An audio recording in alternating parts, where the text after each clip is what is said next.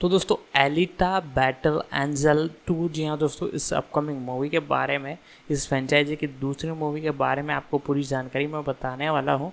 इसके pre production, releasing, casting, fact, detail update, पूरी detail आपको मैं इस वीडियो में बताऊंगा। तो वीडियो को लाइक जरूर से कीजिएगा, चैनल को सब्सक्राइब कर बेल आइकन दबाकर इसे ऑल पर सेट कर दीजिएगा, ताकि हमारी जितनी भी वीडियोज है वो आप तक पहुँचते रहे और इसके बारे में आगे मैं आपको डिटेल बताता हूँ। अमेरिकी साइबरपंक एक्शन फिल्म है जो युकितो किशिरो की मंगा सीरीज गनम या अंग्रेजी में बैटल एंजल एलिटा पर आधारित है। इसका निर्देशन रॉबर्ट रोड्रिग्ज ने किया था, जिसका निर्माण जेम्स कैमरून और जॉन लैंडो ने किया था और इसे कैमरून और लेटा कलोग्रिडिस ने लिखा था। रोजा सालाजार ने परफॉर्मेंस कैप्चर एनिमेशन के जरिए एलिटा की भूमिका निभाई है, जो एक साइबॉर्ग है जो अपने अतीत की यादों के बिना एक नए शरीर में जागती है और अपने भाग्य को उजागर करने के लिए निकल पड़ती है। Christoph Waltz, Jennifer Connelly, Mahershala Ali, Ed Skrein, Jackie Earle Haley और कीन जॉनसन सहायक भूमिकाएं निभाते हैं। 2003 में घोषित कैमरून के अवतार 2009 और इसके सीक्वल पर काम के कारण उत्पादन में बार देरी हुई।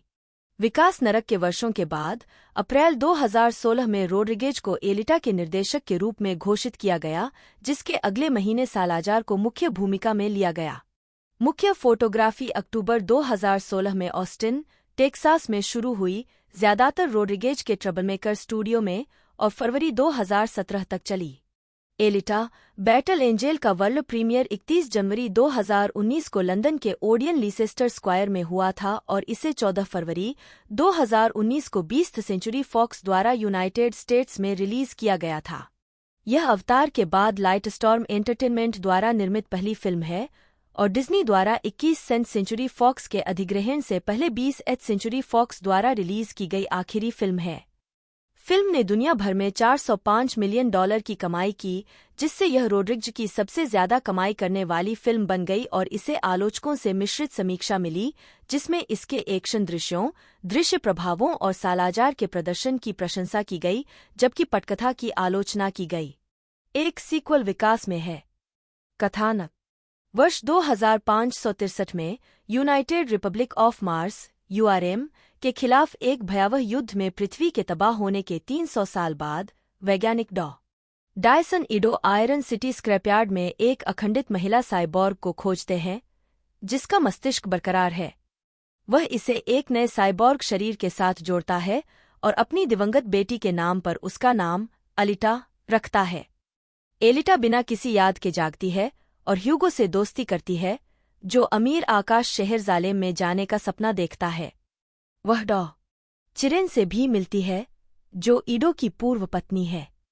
ह्यूगो एलिटा को मोटरबॉल से परिचित कराता है, जो साइबॉर्ग ग्लेडिएटर द्वारा खेला जाने वाला रोलरबॉल जैसा खेल है। ह्यूगो चुपके से वेक्टर के लिए साइबॉर्ग के अंगों को लूट लेता है, जो मोटरबॉल टूर्नामेंट का मालिक और आयरन सिटी के शासक प्राधिकरण फैक्ट्री का वास्तविक शासक है। एक रात एलिटा ईडो का पीछा करती है। वे ग्रेविश्का के नेतृत्व में हत्यारे साइबॉर्ग द्वारा घात लगाए जाते हैं। ईडो घायल हो जाता है और एलिटा सहज रूप से पेंजरकुंस्ट का उपयोग करके लड़ती है, जो मशीन बॉडी के लिए एक खोई हुई युद्ध कला है। वह 2 साइबॉर्ग को मार देती है और ग्रेविश्का को नुकसान पहुंचाती है, जो पीछे हट जाता है। ईडो बताता है कि वह एक हंटर वॉरियर है, जो फैक्ट्री द्वारा नियुक्त एक इनाम शिकारी है। ग्रेविश्का चिरेन से मदद मांगती है, जो वेक्टर के लिए काम कर रहा है। एलिटा का मानना है कि लड़ाई उसे अपने अतीत को फिर से खोजने में मदद करेगी, लेकिन ईडो उसे हंटर वॉरियर बनने से हतोत्साहित करता है। एलिटा को एक बरसरकर का उन्नत साइबॉर्ग शरीर मिलता है, दुश्मन URM के शॉक ट्रूप्स, जिसमें एलिटा को पता चलता है कि वह एक सदस्य थी। ईडो एलिटा को इसमें शामिल करने से इनकार कर देता है। एलिटा हंटर वॉरियर के रूप में पंजीकृत होती है। कैंसस बार में वह और ह्यूगो ग्रेविश्का को हराने में मदद करने के लिए अन्य हंटर वॉरियर को भर्ती करने का प्रयास करते हैं। हंटर वॉरियर जैपन एलिटा को भड़काता है और वह उसे एक लड़ाई में हरा देती है, जिससे बार में झगड़ा शुरू हो जाता है जब तक कि ईडो नहीं आ जाता। एक उन्नत ग्रेविश्का प्रकट होता है और एलिटा को द्वंद्वयुद्ध के लिए चुनौती देता है, जिसे जालेम के अधिपति नोवा ने उसे नष्ट करने के लिए भेजा है। ईडो ह्यूगो और हंटर वॉरियर डॉगमास्टर मैकटीग द्वारा ग्रेविश्का को पीछे हटने के लिए मजबूर करने से पहले एलिटा के शरीर को ग्रेविश्का द्वारा क्षतिग्रस्त कर दिया जाता है। ईडो माफी मांगता है और एलिटा को बरसरकर के शरीर में प्रत्यारोपित करता है। ह्यूगो से प्यार हो जाने के बाद एलिटा ह्यूगो को ज़्लेम भेजने के लिए पुरस्कार राशि के लिए मोटरबॉल ट्रायल में प्रवेश करती है। ह्यूगो ने अपना आपराधिक काम छोड़ने का फैसला किया। वह अपने साथी तांजी का सामना करता है, लेकिन जापान प्रकट होता है, तांजी को मार देता है और हत्या के लिए ह्यूगो को दोषी ठहराता है। ह्यूगो भाग जाता है और मदद के लिए एलिटा को बुलाता है। वह दौड़ छोड़ देती है और उसे ठीक उसी समय पाती है जब जापान ह्यूगो को घातक रूप से घायल कर देता है। चिरेन एलिटा के लाइफ सपोर्ट सिस्टम से उसका कटा हुआ सिर जोड़कर ह्यूगो को बचाता है। जब जापान एलिटा को रोकने का प्रयास करता है तो वह उसका दमिश्क ब्लेड पकड़ लेती है और उसका चेहरा काट देती है। ईडो ह्यूगो के सिर को एक साइबॉर्ग बॉडी पर ट्रांसप्लांट करता है और एलिटा को बताता है कि वेक्टर का ह्यूगो को ज़्लेम तक पहुंचने में मदद करने का प्रस्ताव झूठ था और आयरन सिटी के नागरिक केवल मोटरबॉल चैंपियन बनकर ही ज़्लेम में प्रवेश कर सकते हैं। एलिटा वेक्टर से भिड़ जाती है, जो बताता है कि चिरेन को उसके अंगों के लिए काटा गया है। वेक्टर ग्रेविश्का को बुलाता है, जिसे एलिटा अपने नए शरीर से आसानी से नष्ट कर देती है। नोवा वेक्टर के माध्यम से उससे बात करती है। जब नोवा अपने दोस्तों को नुकसान पहुंचाने की धमकी देती है, तो एलिटा वेक्टर को घातक रूप से घायल कर देती है। ईडो एलिटा से संपर्क करता है और उसे बताता है कि ह्यूगो ज़ालेम की ओर एक कार्गो ट्यूब पर चढ़ रहा है। एलिटा उसे पकड़ती है और उससे उसके साथ वापस आने की विनती करती है। वह सहमत हो जाता है, लेकिन नोवा द्वारा गिराई गई एक दांतेदार रक्षा अंगूठी उसके शरीर को चीर देती है और उसे ट्यूब से नीचे फेंक देती है। एलिटा उसे पकड़ लेती है, लेकिन उसे ऊपर नहीं खींच पाती। वह उसे बचाने के लिए आने के लिए धन्यवाद देता है, फिर गिर जाता है। महीनों बाद एलिटा मोटरबॉल में एक उभरता हुआ सितारा है। वह बदला लेने की कसम खाती है, अपनी तलवार ज़ालेम की ओर इशारा करती है, जहां एक मुस्कुराता हुआ नोवा देखता है। जेम्स कैमरून के संभावित निर्देशक के रूप में फिल्म का निर्माण लाइव एक्शन और कंप्यूटर जनरेटेड इमेजरी के उसी मिश्रण के साथ किया जाना था जिसका उपयोग कैमरून ने अवतार में किया था। 29 विशेष रूप से कैमरून मुख्य चरित्र एलिटा को पूरी तरह से सीजीआई में प्रस्तुत करना चाहते थे। 22 कैमरून ने कहा था कि वह फिल्म के निर्माण के लिए अवतार के लिए विकसित तकनीकों का उपयोग करेंगे, जैसे fusion camera system, facial motion capture और सिमुलकैम। 40 मई 2006 में वैराइटी ने बताया कि कैमरून ने फिल्म के निर्माण के लिए पिछले 10 महीने तकनीक विकसित करने में बिताए हैं। 41 अक्टूबर 2018 में मार्क गोर्नर, एक डिजिटल कलाकार जिन्होंने 1.5 साल तक फिल्म पर काम किया था, ने टिप्पणी की कि फिल्म पर प्रीप्रोडक्शन का काम ज्यादातर खत्म हो गया था। 42 फरवरी 2019 के एक साक्षात्कार में कैमरन ने खुलासा किया कि उन्होंने पनामा में ज़ालम के तैरते शहर को सेट किया।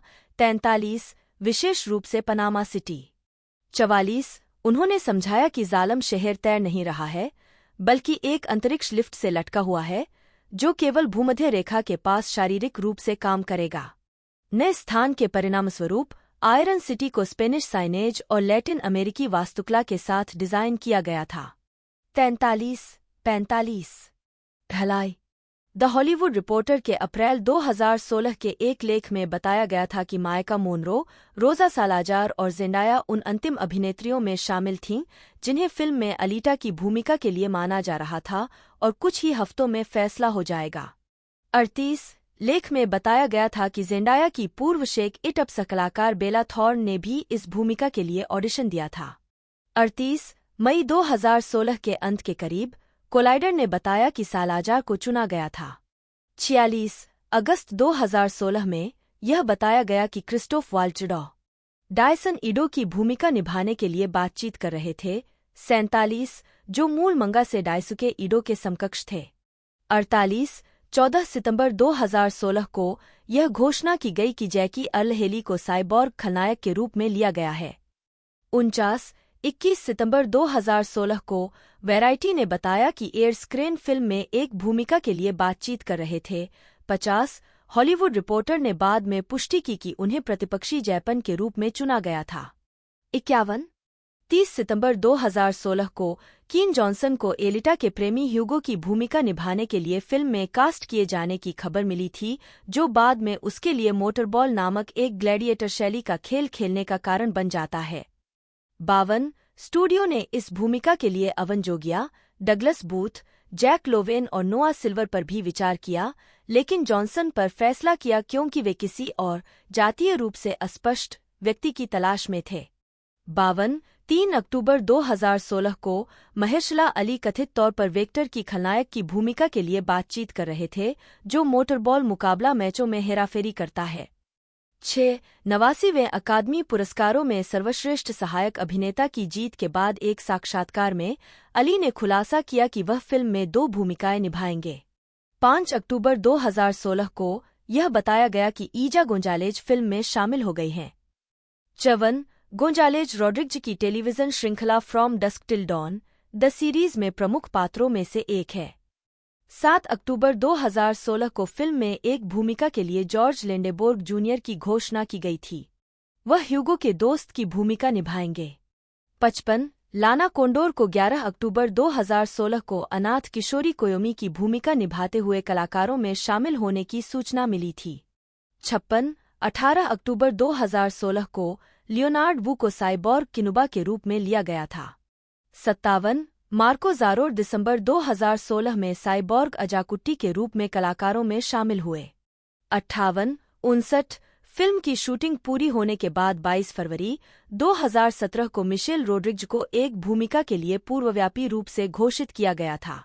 60 फिल्माने फिल्म की शूटिंग 17 अक्टूबर 2016 को टेक्सास के ऑस्टिन में रॉबर्ट रॉड्रिग्ज के ट्रबलमेकर स्टूडियो में शुरू हुई और 9 फरवरी 2017 को समाप्त हुई।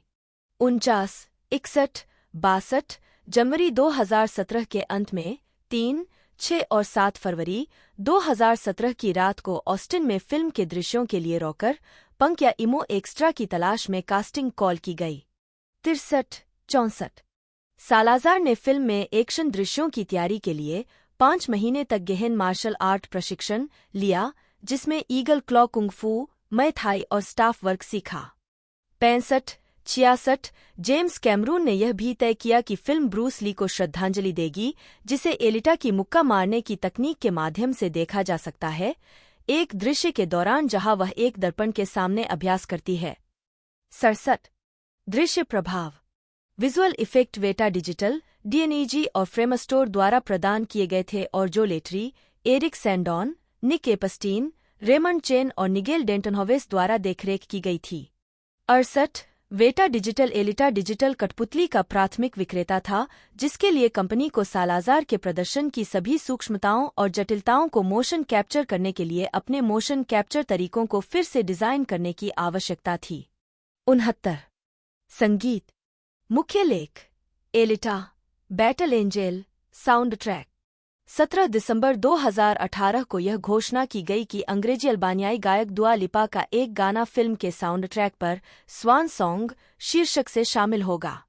70 गीत और आधिकारिक संगीत वीडियो 24 जनवरी 2019 को जारी किया गया था। 71 फ्लोरिया सिगिस्मोंडी द्वारा निर्देशित आधिकारिक संगीत वीडियो के साथ टॉम होल्केनबर्ग ने फिल्म के लिए स्कोर तैयार किया और साथ ही सहलेखक के रूप में स्वान सॉन्ग गीत भी लिखा। फिल्म के साउंड ट्रैक के एल्बम को 14 फरवरी 2019 को मिलान रिकॉर्ड्स द्वारा डिजिटल रूप से रिलीज किया गया था, अगले दिन एक भौतिक रिलीज के साथ। रोजा सालाजार एलिटा, एक पुनर्जीवित साइबॉर्ग जो भूलने की बीमारी से पीड़ित है। क्रिस्टोफ वाल्च डॉ डायसन इडो, एक प्रसिद्ध साइबॉर्ग वैज्ञानिक, अंशकालिक इनाम शिकारी और एलिटा के पिता। डॉ चिरेन के रूप में जेनिफर कोनेली, इडो की अलग हुई पूर्व पत्नी, एक कुशल साइबॉर्ग इंजीनियर जो वेक्टर के लिए काम करती है। 5 महेशला अली वेक्टर के रूप में।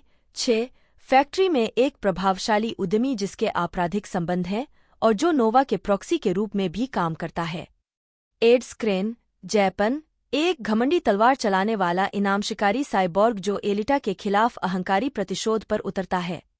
जैकी अल हेली ग्रेविश्का के रूप में, एक विशाल आपराधिक साइबॉर्ग जो नोवा के लिए उसके निजी हत्यारे और प्रवर्तक के रूप में काम करता है। 7-8 कीन जॉनसन, ह्यूगो, एलिटा का प्रेमी और नैतिक रूप से विवादित स्क्रैप डीलर। जॉर्ज लेंडेबोर्ग जूनियर, तांजी, ह्यूगो का कबाड़ का सौदा करने वाला दोस्त और अपराध में उसका साथी, जो अधिक चालाक है और ह्यूगो के नैतिक मूल्यों से सहमत नहीं है। लाना कोंडोर, कोयोमी, एक किशोरी जो ह्यूगो और तांजी की दोस्त है। इडारा विक्टर, नर्स गेरहाद, ईडो की सहायक के रूप में। जेफ फेही, मैकटीग, एक शिकारी योद्धा जो साइबॉर्ग कुत्तों के एक समूह का नेतृत्व करता है। ईजा गोंजालेज, निसियाना, एक वांछित अपराधी साइबॉर्ग हत्यारा और ग्रेविश्का के अधीनस्थों में से एक। डेरेक मियर्स, रोमो, एक वांछित अपराधी साइबॉर्ग हत्यारा और ग्रेविश्का के अधीनस्थों में से एक।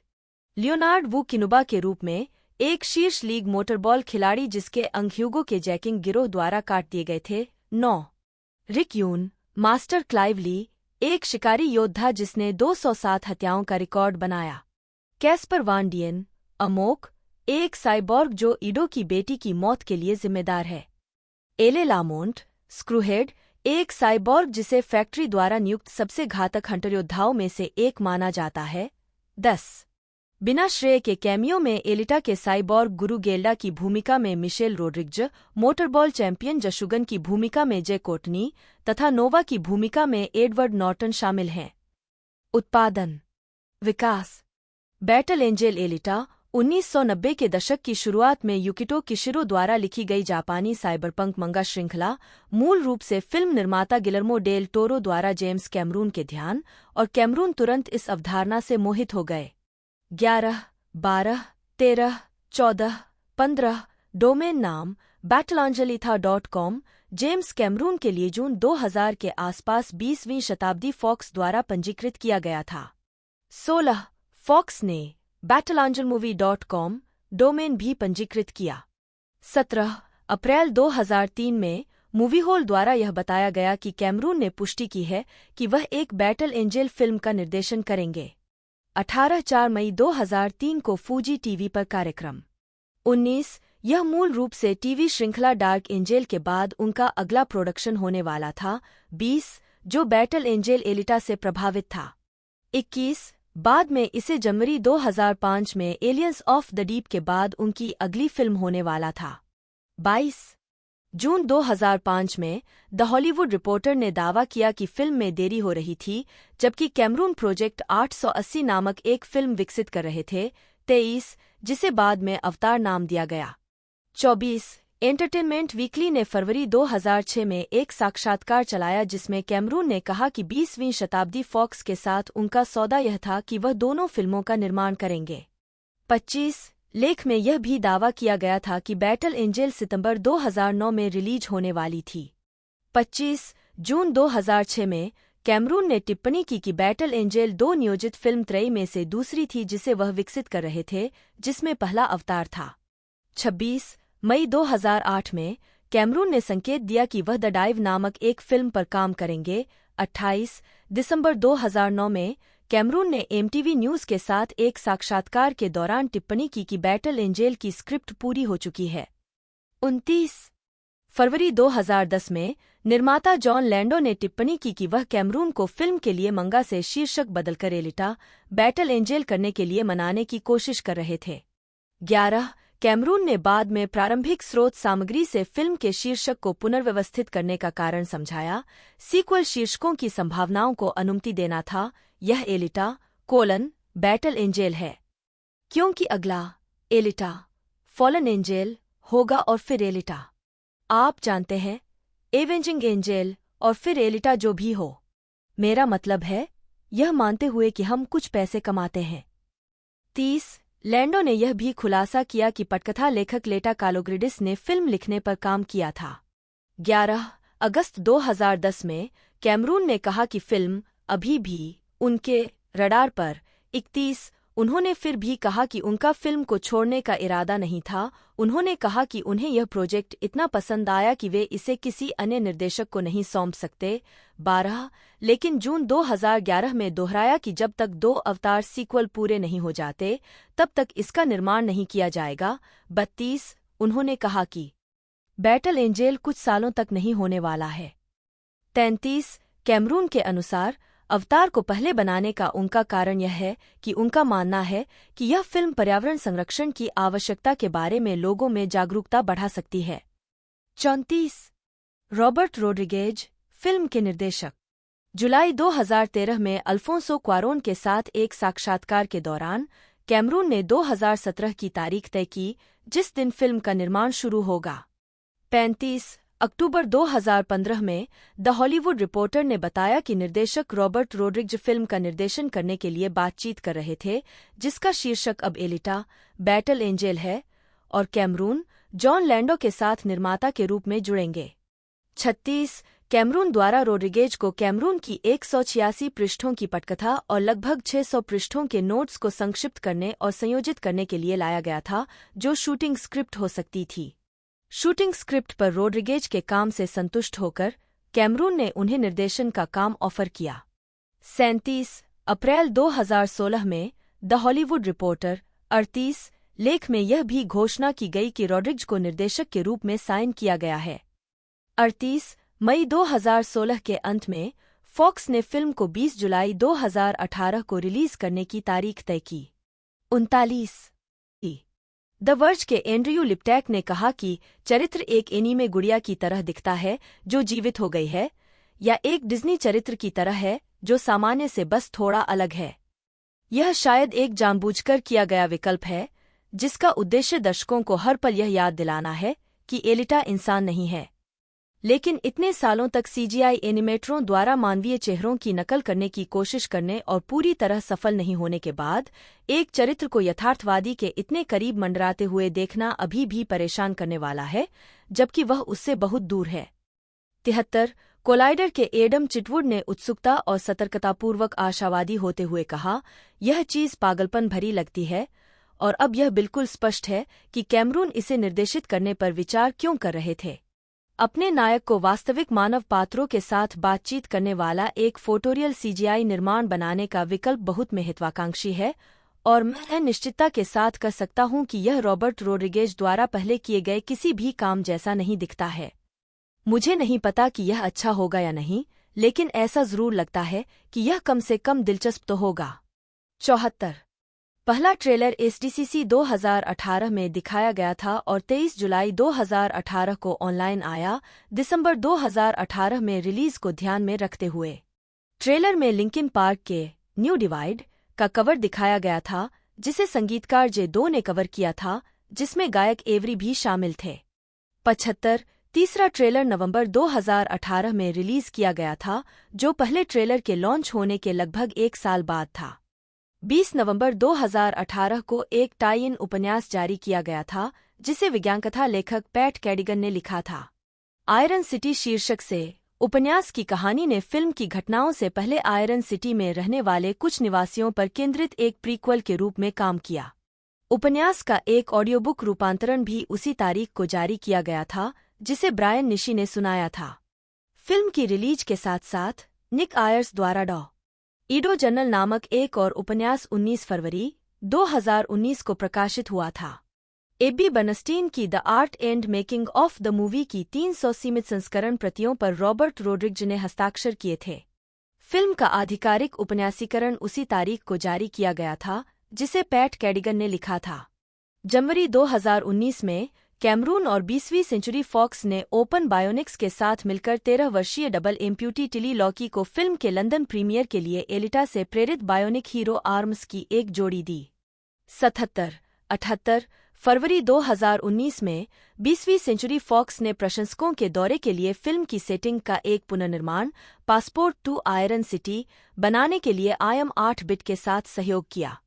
Passport to iron city New York city, Los Angeles और ऑस्टिन में उपलब्ध है। 79 मुक्त करना थिएट्रिकल फिल्म का विश्व प्रीमियर 31 जनवरी 2019 को लंदन के ओडियन लीसेस्टर स्क्वायर में हुआ। 80 और इसे 14 फरवरी 2019 को संयुक्त राज्य अमेरिका में 20वीं शताब्दी फॉक्स द्वारा रिलीज किया गया। 81, 82, 83 इसे मूल रूप से 20 जुलाई 2018 को रिलीज किया जाना था 39, लेकिन फरवरी 2018 में फिल्म को 21 दिसंबर तक के लिए टाल दिया गया, 84, और बाद में सितंबर के अंत में इसकी अंतिम रिलीज की तारीख को फिर से पीछे धकेल दिया गया, जिसमें डेडपूल 2 का PG-13 कट इसकी जगह ले रहा था। 82, 28 जनवरी 2019 को कैमरून ने घोषणा की कि सामान्य रिलीज से पहले फिल्म 31 जनवरी 2019 को संयुक्त राज्य अमेरिका में मुफ्त एक दिवसीय पूर्वावलोकन आयोजित करेगी। 85, इसे 5 फरवरी 2019 को चीनी नववर्ष के अवसर पर Hong Kong, Indonesia, Macau, Malaysia, Singapore, दक्षिण कोरिया और ताइवान में भी रिलीज किया गया। 86, 6 फरवरी को फिलीपींस, 87, 8 फरवरी को भारत, 88 और 22 फरवरी को जापान और मुख्य भूमि चीन। 89, 90, यह फॉक्स की एक स्टैंडअलोन स्टूडियो के रूप में रिलीज होने वाली अंतिम फिल्म होने के लिए भी उल्लेखनीय है, क्योंकि एक महीने बाद 20 मार्च 2019 को स्टूडियो को द वॉल्ट डिज्नी कंपनी द्वारा अधिग्रहित कर लिया गया। मुकदमा 30 जनवरी 2019 को फ्लोरिडा स्थित multimedia company epic stone group ने 20वीं सेंचुरी फॉक्स पर बैटल एंजेल नाम के ट्रेडमार्क उल्लंघन का मुकदमा दायर किया। मुकदमे में दावा किया गया है कि एपिक स्टोन ग्रुप ने 2009 में कंप्यूटर गेम, एक्शन फिगर और अन्य मर्चेंडाइज के लिए बैटल एंजेल के लिए ट्रेडमार्क दायर किया था और इसने डीवीडी, ई-बुक, फिल्मों और टेलीविजन कार्यक्रमों पर नाम का उपयोग करने के लिए अप्रैल 2018 में एक नया आवेदन दायर किया था। 91, 92, 30 मई 2019 को एपिक स्टोन ग्रुप ने 20वीं सेंचुरी फॉक्स के खिलाफ अपने ट्रेडमार्क उल्लंघन के मुकदमे को खारिज करने के लिए दायर किया। 93, home media Elita battle angel को 20वीं सेंचुरी फॉक्स होम एंटरटेनमेंट द्वारा 9 जुलाई 2019 को डिजिटल प्लेटफॉर्म पर रिलीज किया गया था। इसके बाद 23 जुलाई को ब्लूरे, 4K अल्ट्रा HD और DVD रिलीज किए गए। 94, 95, 4K संस्करण डॉल्बी विजन का उपयोग करने वाला फॉक्स का पहला 4K रिलीज था। उसी डिस्क पर प्रतिद्वंद्वी प्रारूप HDR10+ के साथ फॉक्स पहले ही उस प्रारूप में फिल्में रिलीज कर चुका था और उसका समर्थक था। 96, और इसमें एक अलग डिस्क पर फिल्म का एक बोनस 3D संस्करण भी शामिल है। 95, अगस्त 2019 तक यह होम वीडियो पर हिट रहा, लगातार 2 हफ्तों तक ब्लूरे चार्ट में शीर्ष पर रहा। 97, दिसंबर 2019 तक इसने होम वीडियो बिक्री में कम से कम $50 मिलियन की कमाई की है। 98, रोजरबर्ट.com से मोनिका कैस्टिलो ने लिखा कि रोड्रिग्ज, छायाकार बिल पोप और संपादकों स्टीफन ई रिवकिन और इयान सिल्वरस्टीन द्वारा तैयार किया गया दृश्य खजाना, तेज गति वाले एक्शन और उदास, फिर भी रंगीन, कल्पना के साथ किसी भी कथात्मक अड़चन को पार करने के लिए पर्याप्त है, और फिल्म को 4 में से 2.5 अंक दिए। 125, न्यूयॉर्क पत्रिका की एमिली योशिदा ने फिल्म की आलोचना की, लेकिन अंततः इसे आकर्षक पाया और सालाजार के प्रदर्शन की प्रशंसा की।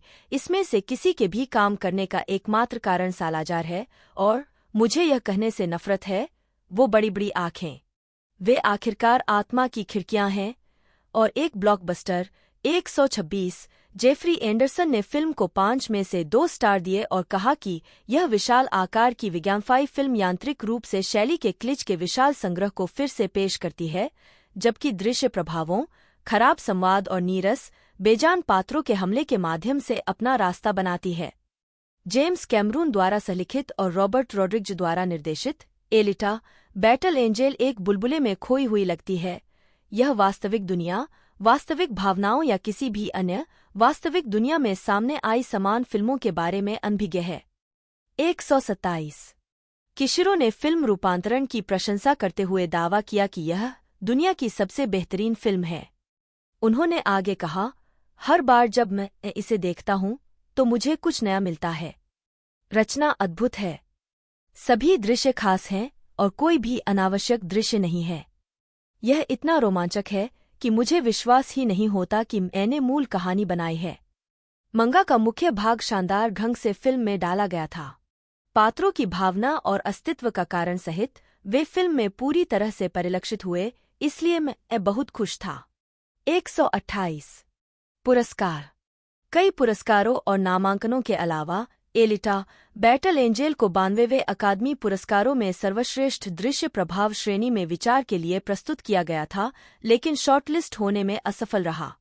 129-130 पुरस्कार समारोह की तिथि वर्ग प्राप्तकर्ता परिणाम संदर्भ एनी पुरस्कार 25 जनवरी 2020 लाइव एक्शन प्रोडक्शन में कैरेक्टर एनिमेशन के लिए उत्कृष्ट उपलब्धि माइकल कोजेंस मनोनीत 131 ऑस्टिन फिल्म क्रिटिक्स एसोसिएशन 7 जनवरी 2020 सर्वश्रेष्ठ मोशन कैप्चर विशेष प्रभाव प्रदर्शन रोजा सालाजार मनोनीत 132 ड्रैगन पुरस्कार 7 अगस्त 2019 सर्वश्रेष्ठ विज्ञान कथा या काल्पनिक फिल्म एलिटा बैटल एंजेल मनोनीत 133 फ्लोरिडा फिल्म क्रिटिक्स सर्कल 23 दिसंबर 2019 सर्वश्रेष्ठ दृश्य प्रभाव जीत गया 134 गोल्डन श्मोस पुरस्कार 8 फरवरी 2020 वर्ष की सबसे कम रेटिंग वाली फिल्म जीत गया 135 वर्ष की सर्वश्रेष्ठ विज्ञापन फिल्म मनोनीत 136 वर्ष के सर्वश्रेष्ठ विशेष प्रभाव मनोनीत हॉलीवुड क्रिटिक्स एसोसिएशन 10 जनवरी 2020 सर्वश्रेष्ठ दृश्य प्रभाव या एनिमेटेड प्रदर्शन रोजा सालाजार जीत गया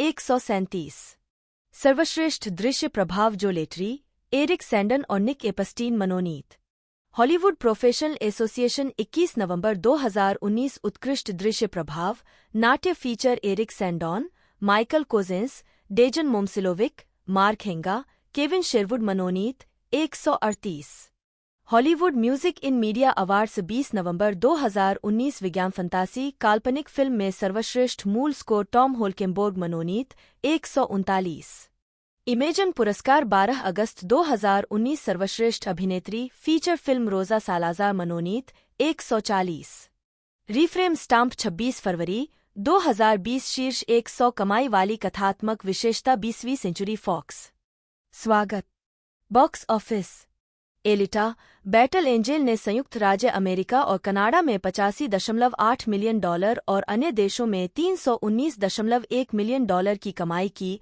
जिससे दुनिया भर में कुल 405 मिलियन डॉलर की कमाई हुई, जबकि इसका उत्पादन बजट 170 मिलियन डॉलर था। 4.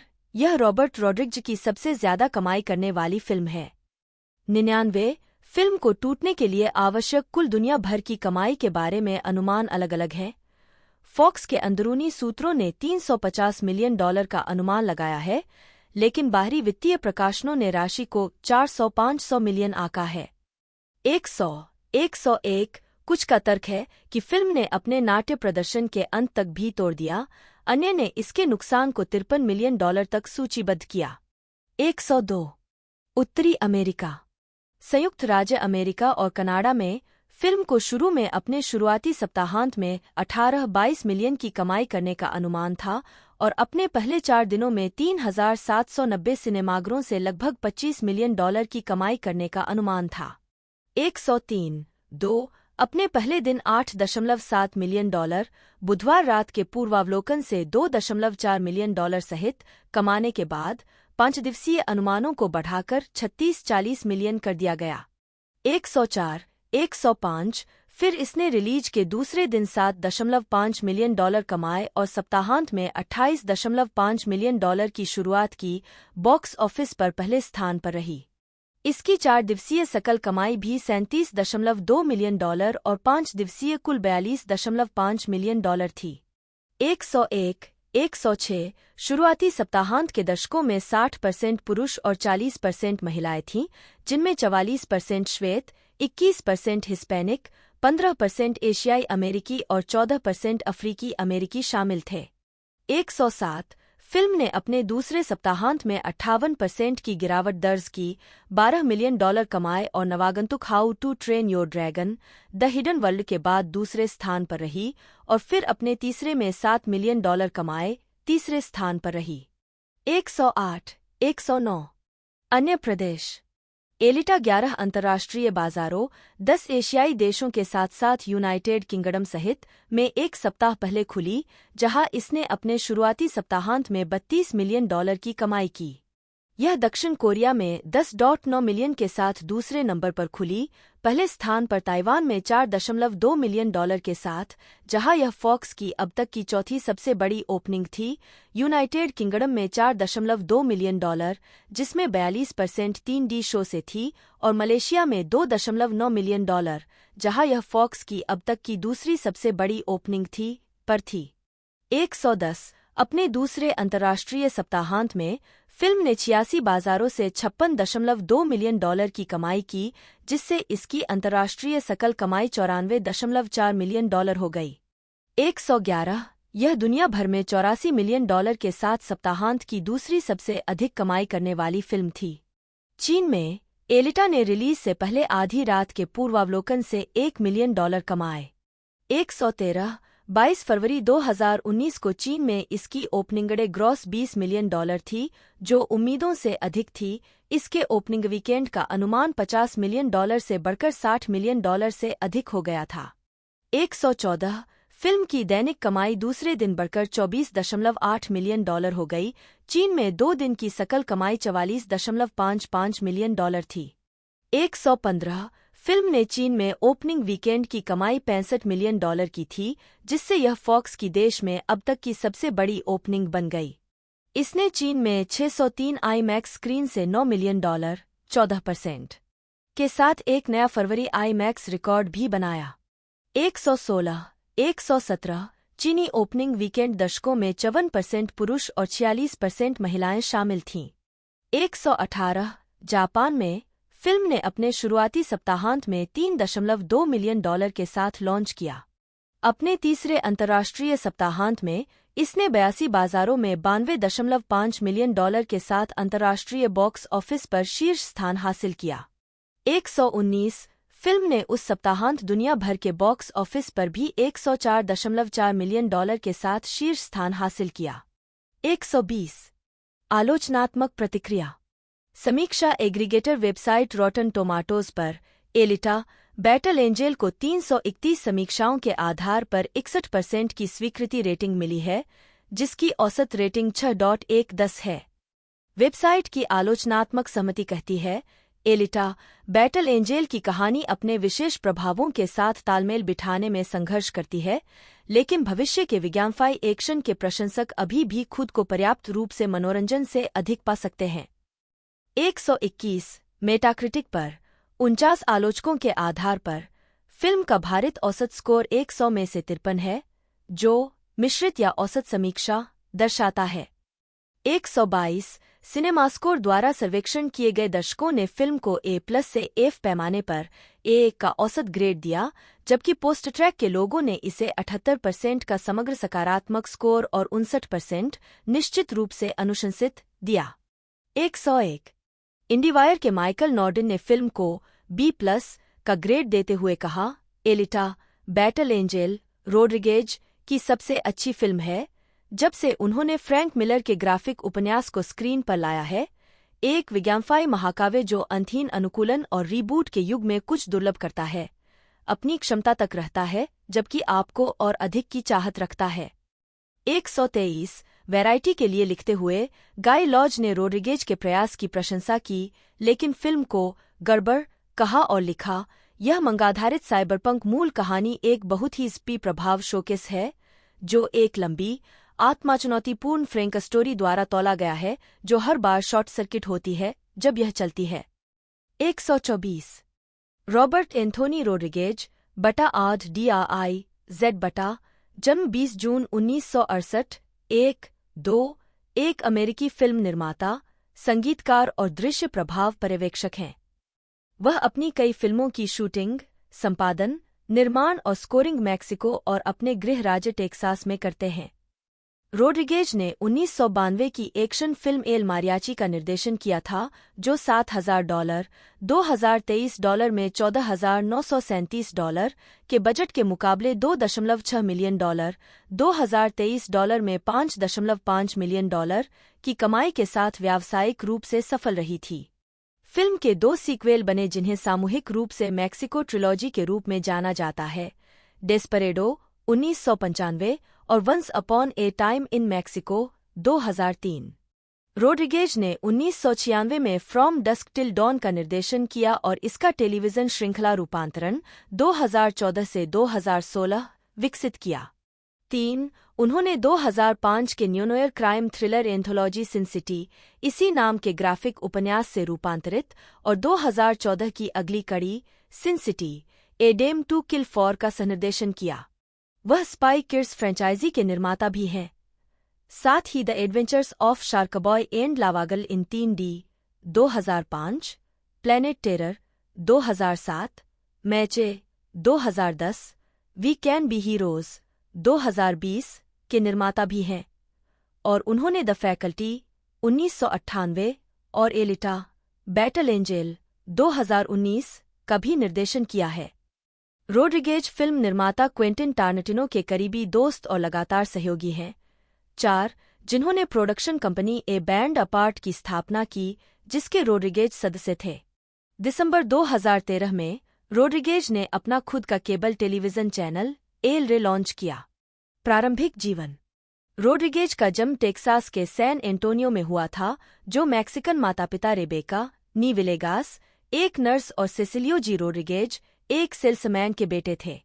5. 6. उन्होंने 11 साल की उम्र में फिल्म में अपनी रुचि शुरू की जब उनके पिता ने पहले वीसीआर में से एक खरीदा जो एक कैमरे के साथ आया था।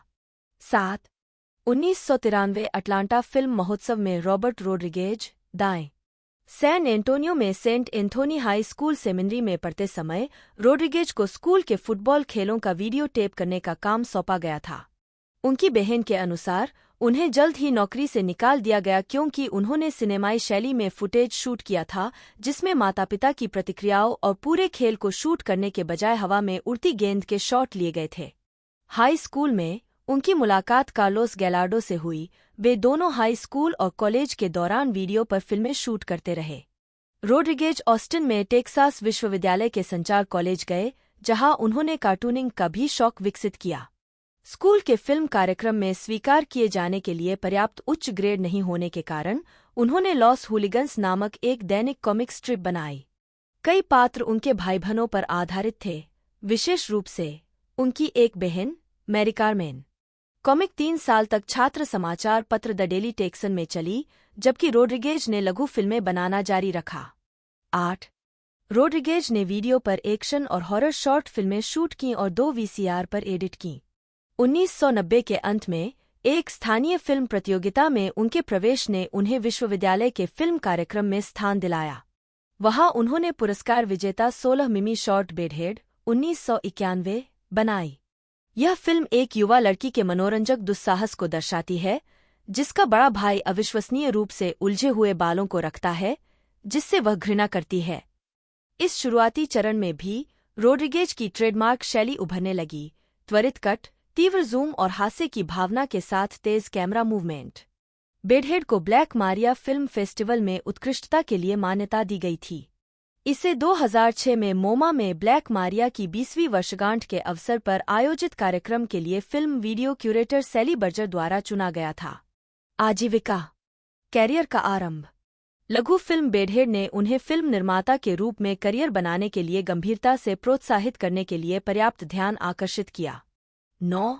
उन्होंने स्पेनिश में एक्शन फिल्म एल मारियाची 1992 की शूटिंग की। उन्होंने अपने दोस्त एड्रियन कानो द्वारा जुटाए गए धन और चिकित्सा परीक्षण अध्ययन में अपनी भागीदारी के लिए भुगतान से लगभग $7,000 में इसकी शूटिंग की।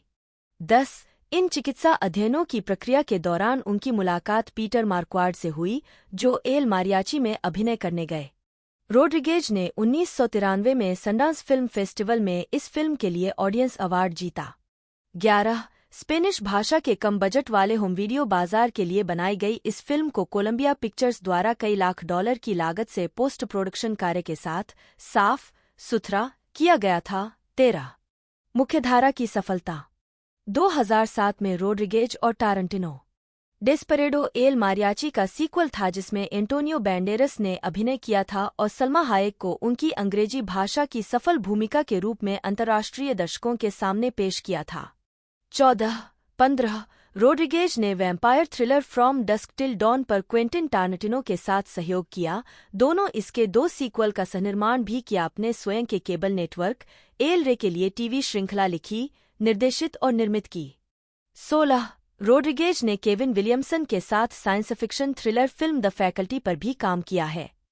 17 2004 में ऑलरेड ने अपनी comic book the golden plates का प्रचार करते हुए घोषणा की कि जॉर्ज हुआंग की पटकथा लगभग पूरी होने वाली है। ऑलरेड ने 2006 के वंडरकॉन में घोषणा की कि मैडमैन द मूवी का निर्माण संभवतः 2006 में शुरू होगा। हुआंग रोड्रिगेज के मित्र हैं, जिन्होंने उन्हें फिल्म निर्माण को करियर के रूप में अपनाने की सलाह दी थी। मई 2007 में यह घोषणा की गई कि रोड्रिगेज ने 2008 की रिलीज के लिए बारबेरेला के रीमेक का निर्देशन करने के लिए हस्ताक्षर किए हैं। 42 2007 कॉमिक-कॉन सम्मेलन में अभिनेत्री रोसारियो डावसन ने घोषणा की कि बारबेरेला के कारण Sin City A Dame to Kill For का उत्पादन रोक दिया जाएगा। उन्होंने यह भी घोषणा की कि वह बारबेरेला फिल्म में एक अमेज़न की भूमिका निभाएंगी। 43 जून 2008 तक रोज मैकगोवन को मुख्य भूमिका में लेकर बारबेरेला फिल्म के रीमेक की योजना में देरी हो गई है। अभिनेत्री और निर्देशक इसके बजाय फिल्म रेड सोंजा का रीमेक बना रहे थे। 44 मई 2008 में रोड्रिगेज को वुमन इन चेन्स नामक एक जेल ड्रामा टेलीविजन सीरीज के लिए खरीदारी करते हुए देखा गया था, जिसमें रोज मैकगोवन मुख्य भूमिका के लिए संभावित थीं। 45 मई 2009 में रोड्रिगेज ने चित्रकार फ्रैंक फ्रेजेटा और एनिमेटर राल्फ बख्शी के बीच 1983 की फिल्म सहयोग फायर एंड आइस का लाइव एक्शन रीमेक बनाने की योजना बनाई। फ्रेजेटा की मृत्यु के तुरंत बाद यह सौदा बंद हो गया। 32 2011 में रोड्रिगेज ने कॉमिक-कॉन में घोषणा की कि उन्होंने हेवी मेटल के फिल्म अधिकार खरीद लिए हैं और नए क्विक ड्रॉ स्टूडियो में एक नई एनिमेटेड फिल्म विकसित करने की योजना बना रहे हैं। 46 रोड्रिगेज डिजिटल फिल्म निर्माण के एक मजबूत समर्थक हैं। उन्हें निर्देशक जॉर्ज लुकास द्वारा इस अभ्यास से परिचित कराया गया था, जिन्होंने व्यक्तिगत रूप से रोड्रिगेज को लुकास के मुख्यालय में डिजिटल कैमरों का उपयोग करने के लिए आमंत्रित किया था। 25 उन्हें 2010 ऑस्टिन फिल्म फेस्टिवल में फिल्म निर्माण में असाधारण योगदान पुरस्कार से सम्मानित किया गया था। शिकारियों ग्रैंड हाउस के प्रीमियर पर रोड्रिगेज, ऑस्टिन, टेक्सास, 2007। मुख्य लेख प्रीडेटर्स फिल्म 2010 में रोड्रिगेज ने एक नया प्रीडेटर सीक्वल बनाया, जिसका नाम प्रीडेटर्स था। इस फिल्म की स्क्रिप्ट मूल फिल्म को देखने के बाद लिखे गए शुरुआती ड्राफ्ट पर आधारित थी। रोड्रिगेज के विचारों में एक ग्रह के आकार का खेल संरक्षण और अपहृत लेकिन कुशल मनुष्यों के एक समूह का शिकार करने के लिए प्रीडेटर्स द्वारा इस्तेमाल किए जाने वाले विभिन्न जीव शामिल थे। ज्यादातर सकारात्मक समीक्षाओं के साथ फिल्म ने बॉक्स ऑफिस पर काफी अच्छा प्रदर्शन किया। एक प्रकार का कुल्हाड़ा। मुख्य लेख माचेटे 2010 फिल्म मैचेटे रोड्रिगेज द्वारा निर्देशित एक फीचर फिल्म है और सितंबर 2010 में रिलीज हुई। यह 2007 की फिल्म ग्रिंडहाउस के लिए रोड्रिगेज द्वारा निर्देशित एक नकली ट्रेलर का विस्तार है। इसमें डैनी ट्रेजो ने शीर्षक चरित्र की भूमिका निभाई। ट्रेजो रोड्रिगेज के दूसरे चचेरे भाई ने उनके साथ उनकी कुछ अन्य फिल्मों जैसे Desperado, From Dusk Till Dawn, Once Upon a Time in Mexico और स्पाई किड्स में काम किया है, जहां ट्रेजो पहली बार मैचेटे के रूप में दिखाई दिए थे। हालांकि मूल रूप से प्लेनेट टेरर डीवीडी पर एक अतिरिक्त के रूप में डायरेक्ट टू डीवीडी रिलीज करने की घोषणा की गई थी, लेकिन फिल्म को एक नाटकीय रिलीज के रूप में बनाया गया था। 26 रोड्रिगेज के अनुसार फिल्म की उत्पत्ति डेस्परेडो से हुई है। वे कहते हैं, जब मैं डैनी से मिला तो मैंने कहा, यह आदमी Mexican Jean Claude Van Damme या चार्ल्स ब्रॉन्सन जैसा होना चाहिए, जो हर साल एक फिल्म बनाता हो और उसका नाम माचेटे होना चाहिए। इसलिए मैंने बहुत पहले ही ऐसा करने का फैसला कर लिया था, लेकिन अब तक ऐसा करने का मौका नहीं मिला। इसलिए अब निश्चित रूप से आगे बढ़ना चाहता हूं और एक फीचर फिल्म बनाना चाहता हूं। 27 रोलिंग स्टोन पत्रिका के साथ एक साक्षात्कार में रोड्रिगेज ने कहा कि उन्होंने 1993 में पटकथा लिखी थी जब उन्होंने डेस्परेडो में ट्रेजो को कास्ट किया था। इसलिए मैंने उन्हें मेक्सिको के एक संघ के बारे में यह विचार लिखा, जिसे अमेरिका में है चिट जॉब्स करने के लिए काम पर रखा जाता है।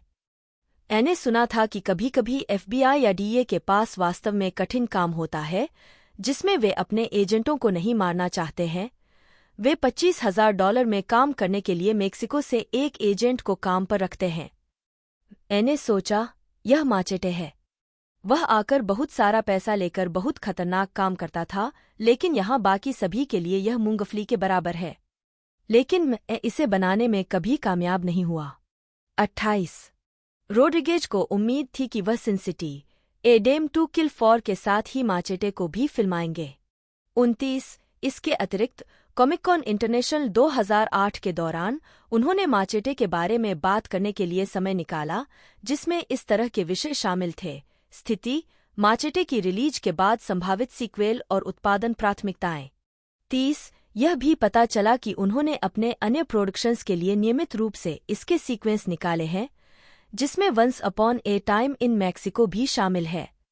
उद्धरण आवश्यक: माचेटे को अमेरिका में 3 सितंबर 2010 को सिनेमाघरों में रिलीज किया गया था। 5 मई 2010 को रोड्रिगेज ने एंड इट कूल न्यूज पर एक अवैध ट्रेलर जारी करके एरिज़ोना के विवादास्पद आव्रजन कानून का जवाब दिया। 31 नकली ट्रेलर ने मैचेट ट्रेलर के तत्वों को जोड़ा जो ग्रिंडहाउस में वास्तविक फिल्म के फुटेज के साथ दिखाई दिया। 32 और यह निहित किया कि फिल्म मैचेट के बारे में होगी जो आव्रजन विरोधी राजनेताओं और सीमा चौकियों के खिलाफ विद्रोह का नेतृत्व करेगी। 32 इंटरनेट मूवी डेटाबेस सहित कई मूवी वेबसाइटों ने बताया कि यह फिल्म का आधिकारिक टीजर था। 32 हालांकि बाद में रोड्रिगेज ने ट्रेलर को एक मजाक बताया, यह समझाते हुए कि यह सिंको डे मेयो था और मैंने बहुत अधिक टकीला पी लिया था। 32 स्ट्रीमिंग परियोजनाएं। मई 2020 में रोड्रिगेज ने एक इंस्टाग्राम पोस्ट के माध्यम से घोषणा की, जिसमें उन्होंने ग्रोगू की कठपुतली के साथ पोज दिया कि वह स्टार वार्स फ्रेंचाइजी के हिस्से Disney plus series the Mandalorian के दूसरे सीजन के एक एपिसोड का निर्देशन करेंगे। 33 उन्होंने एपिसोड के सेट पर ग्रोगू के बगल में गिटार बजाते हुए अपना एक वीडियो भी ट्वीट किया। 34 रोड्रिगेज दिसंबर 2021 में रिलीज हुई द मैंडलोरियन की spin-off the book of Boba Fett के कार्यकारी निर्माता भी थे। 35 जहां उन्होंने डॉग स्ट्रेसी, 36 और मोक्शाइज को आवाज भी दी थी। 37 2020 में रोड्रिगेज ने वी कैन बी हीरोज, एक शार्कबॉय और लावागल स्पिन ऑफ लिखा और निर्देशित किया, जिसे 25 दिसंबर 2020 को नेटफ्लिक्स पर मिश्रित समीक्षाओं के साथ रिलीज किया गया था। 38 अगस्त 2021 में रोड्रिगेज ने HBO और HBO मैक्स के साथ 2 साल का फर्स्ट लुक डील साइन किया था। 39 2023 में उन्होंने नेटफ्लिक्स पर स्पाई किड्स आर्मगेडन रिलीज किया। फिल्म को आलोचकों से मिश्रित समीक्षा मिली। 41 अधूरी परियोजनाएं। मुख्य लेख: रॉबर्ट रोड्रिगेज की अधूरी परियोजनाएं। 1998 से रोड्रिगेज के पास माइक ऑलरेड की ऑफबीट कॉमिक मैडमैन के फिल्म अधिकार हैं। दोनों ने कई मौकों पर इस परियोजना के शुरू होने के संकेत दिए, लेकिन कुछ नहीं हुआ। हालांकि अन्य परियोजनाएं पहले पूरी हो चुकी हैं। ऑलरेड ने रोड्रिगेज को फ्रैंक मिलर से जोड़ने में महत्वपूर्ण भूमिका निभाई, जिससे सिन सिटी का निर्माण हुआ। रोड्रिगेज डिजिटल फिल्म निर्माण के एक मजबूत समर्थक हैं। उन्हें निर्देशक जॉर्ज लुकास द्वारा इस अभ्यास से परिचित कराया गया था, जिन्होंने व्यक्तिगत रूप से रोड्रिगेज को लुकास के मुख्यालय में डिजिटल कैमरों का उपयोग करने के लिए आमंत्रित किया था। 25 उन्हें 2010 ऑस्टिन फिल्म फेस्टिवल में फिल्म निर्माण में असाधारण योगदान पुरस्कार से सम्मानित किया गया था। शिकारियों। ग्रैंड हाउस के प्रीमियर पर रोड्रिगेज, ऑस्टिन, टेक्सास, 2007। मुख्य लेख: प्रीडेटर्स फिल्म। 2010 में रोड्रिगेज ने एक नया प्रीडेटर सीक्वल बनाया, जिसका नाम प्रीडेटर्स था। इस फिल्म की स्क्रिप्ट मूल फिल्म को देखने के बाद लिखे गए शुरुआती ड्राफ्ट पर आधारित थी। रोड्रिगेज के विचारों में एक ग्रह के आकार का खेल संरक्षण और अपहृत लेकिन कुशल मनुष्यों के एक समूह का शिकार करने के लिए प्रीडेटर्स द्वारा इस्तेमाल किए जाने वाले विभिन्न जीव शामिल थे। ज्यादातर सकारात्मक समीक्षाओं के साथ फिल्म ने बॉक्स ऑफिस पर काफी अच्छा प्रदर्शन किया। एक प्रकार का कुल्हाड़ा। मुख्य लेख: माचेटे, 2010 फिल्म। मैचेटे रोड्रिगेज द्वारा निर्देशित एक फीचर फिल्म है और सितंबर 2010 में रिलीज हुई। यह 2007 की फिल्म ग्रिंडहाउस के लिए रोड्रिगेज द्वारा निर्देशित एक नकली ट्रेलर का विस्तार है। इसमें डैनी ट्रेजो ने शीर्षक चरित्र की भूमिका निभाई। ट्रेजो, रोड्रिगेज के दूसरे चचेरे भाई, ने उनके साथ उनकी कुछ अन्य फिल्मों जैसे Desperado, From Dusk Till Dawn, Once Upon a Time in Mexico और स्पाई किड्स में काम किया है, जहां ट्रेजो पहली बार मैचेटे के रूप में दिखाई दिए थे। हालांकि मूल रूप से प्लेनेट टेरर डीवीडी पर एक अतिरिक्त के रूप में डायरेक्ट टू डीवीडी रिलीज करने की घोषणा की गई थी, लेकिन फिल्म को एक नाटकीय रिलीज के रूप में बनाया गया था।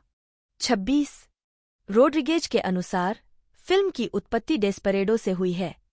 वे कहते हैं, जब मैं डैनी से मिला तो मैंने कहा, यह आदमी Mexican Jean Claude Van Damme या चार्ल्स ब्रॉन्सन जैसा होना चाहिए, जो हर साल एक फिल्म बनाता हो और उसका नाम माचेटे होना चाहिए। इसलिए मैंने बहुत पहले ही ऐसा करने का फैसला कर लिया था, लेकिन अब तक ऐसा करने का मौका नहीं मिला। इसलिए अब निश्चित रूप से आगे बढ़ना चाहता हूं और एक फीचर फिल्म बनाना चाहता हूं। 27 रोलिंग स्टोन पत्रिका के साथ एक साक्षात्कार में रोड्रिगेज ने कहा कि उन्होंने 1993 में पटकथा लिखी थी जब उन्होंने डेस्परेडो में ट्रेजो को कास्ट किया था। इसलिए मैंने उन्हें मेक्सिको के एक संघ के बारे में यह विचार लिखा जिसे अमेरिका में है चिट जॉब्स करने के लिए काम पर रखा जाता है। मैंने सुना था कि कभी-कभी FBI या DEA के पास वास्तव में कठिन काम होता है, जिसमें वे अपने एजेंटों को नहीं मारना चाहते हैं। वे $25,000 में काम करने के लिए मेक्सिको से एक एजेंट को काम पर रखते हैं। मैंने सोचा, यह माचेटे है। वह आकर बहुत सारा पैसा लेकर बहुत खतरनाक काम करता था, लेकिन यहाँ बाकी सभी के लिए यह मूंगफली के बराबर है। लेकिन मैं इसे बनाने में कभी कामयाब नहीं हुआ। 28 रोड्रिगेज को उम्मीद थी कि वह Sin City, A Dame to Kill For के साथ ही माचेटे को भी फिल्माएंगे। 29 इसके अतिरिक्त कॉमिक-कॉन इंटरनेशनल 2008 के दौरान उन्होंने माचेटे के बारे में बात करने के लिए समय निकाला, जिसमें इस तरह के विषय शामिल थे: स्थिति, माचेटे की रिलीज के बाद संभावित सीक्वेल और उत्पादन प्राथमिकताएं। 30 यह भी पता चला कि उन्होंने अपने अन्य प्रोडक्शंस के लिए नियमित रूप से इसके सीक्वेंस निकाले हैं, जिसमें Once Upon a Time in Mexico भी शामिल है। उद्धरण आवश्यक: माचेटे को अमेरिका में 3 सितंबर 2010 को सिनेमाघरों में रिलीज किया गया था। 5 मई 2010 को रोड्रिगेज ने एंड इट कूल न्यूज पर एक अवैध ट्रेलर जारी करके एरिज़ोना के विवादास्पद आव्रजन कानून का जवाब दिया। 31 नकली ट्रेलर ने मैचेट ट्रेलर के तत्वों को जोड़ा जो ग्रिंडहाउस में वास्तविक फिल्म के फुटेज के साथ दिखाई दिया। 32 और यह निहित किया कि फिल्म मैचेट के बारे में होगी जो आव्रजन विरोधी राजनेताओं और सीमा चौकियों के खिलाफ विद्रोह का नेतृत्व करेगी।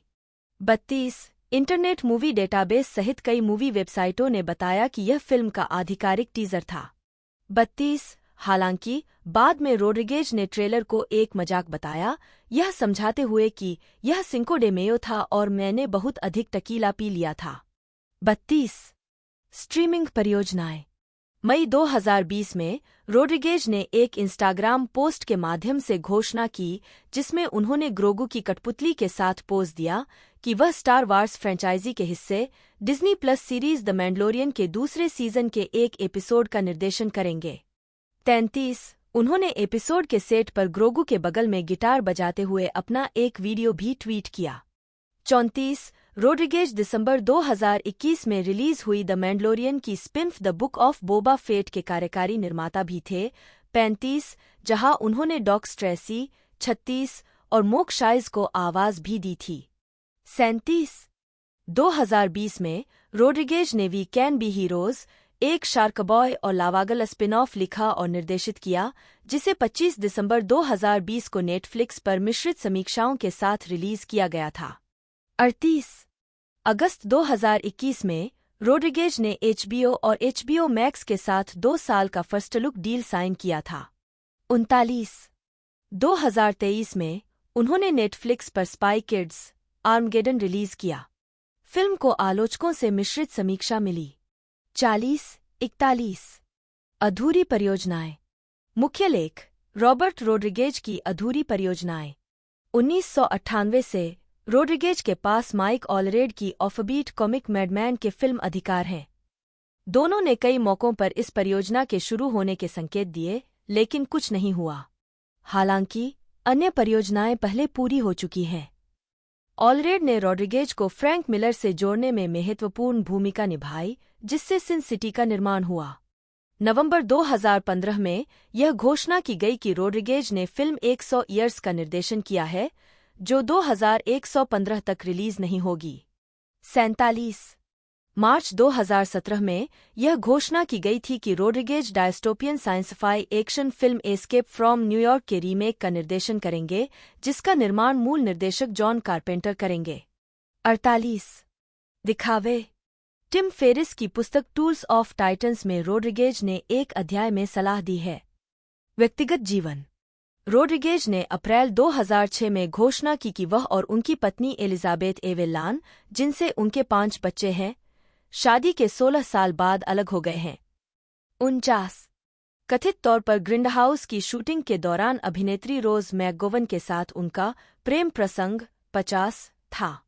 51 अक्टूबर 2007 में एले मैगजीन ने खुलासा किया कि रॉड्रिगेज ने बारबेरेला के रीमेक में मैकगोवन को मुख्य भूमिका में लिया था। 52 अक्टूबर 2009 में वे अलग हो गए। 53 अक्टूबर 2010 में उन्होंने एलेक्सा वेगा, स्पाई किड्स सीरीज में कार्मेन कॉर्टेज को निर्माता सीन कोवेल से उनकी शादी में गलियारे तक ले गए। 54 मार्च 2014 में रॉड्रिगेज ने एसएक्सएसडब्ल्यू फेस्टिवल के दौरान ऑस्टिन, टेक्सास में फ्रैंक फ्रेजेटा की मूल पेंटिंग्स का अपना संग्रह दिखाया। 55 शैली। 2007 में रॉड्रिगेज को न केवल अपनी फिल्मों के निर्माण, निर्देशन और लेखन का श्रेय दिया जाता है, बल्कि वे अक्सर अपनी फिल्मों में संपादक, फोटोग्राफी के निर्देशक, कैमरा ऑपरेटर, स्टेडीकैम ऑपरेटर, संगीतकार, production designer, visual effects supervisor और साउंड एडिटर के रूप में भी काम करते हैं। इस वजह से उन्हें वन मैन फिल्म क्रू का उपनाम मिला है। उन्होंने अपनी फिल्म क्रेडिट में अपनी कई भूमिकाओं को संक्षिप्त किया है।